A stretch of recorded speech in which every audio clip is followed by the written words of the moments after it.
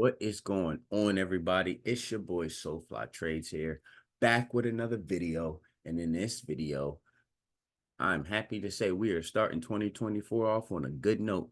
Very, very good note. So far, 100% win rate in 2024, and I look forward to keep it going. So without further ado, let's go ahead and get into this. I took two trades today. One on SPY, one on QQQ, two contracts for both. Long story short, I waited for 7 o'clock since it's the first trading day of the year. I wanted to make sure I knew which direction we're possibly going to go. Had a key level here, 472, but I also seen us reject this in the beginning, and I seen us come back up around 7 a.m., around the time where I was allowed to trade according to my rules. And I started to see us reject this area here, and the volume was low, which means this is a buying candlestick, yes, but since volume is shrinking right there, that's telling me buyers aren't, really as strong in that area. So I took two contracts right here. Price target was this 471.25. I was hoping maybe we could melt, but hopes and dreams don't get you anywhere in the stock market. So of course I was prepared to take profit here at this 471 area, 25 area, even though although the low was 471.3, we was 5 cents away. Still sold both of my contracts in that relative area for a profit of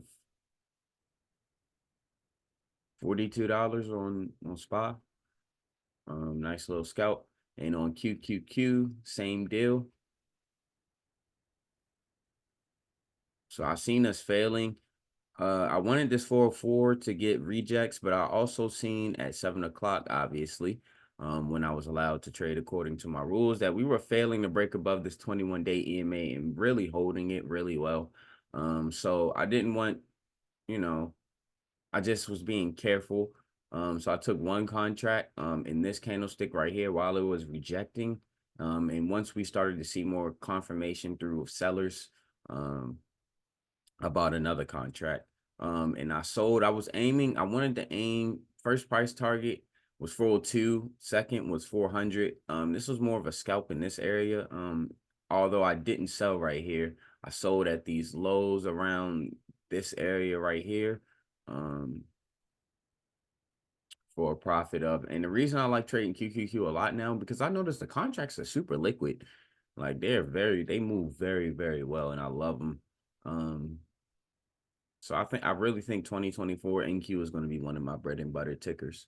So I advise all the beginners to look into NQ. Their contracts move really well. Even the ones that's out of the money, they move really well.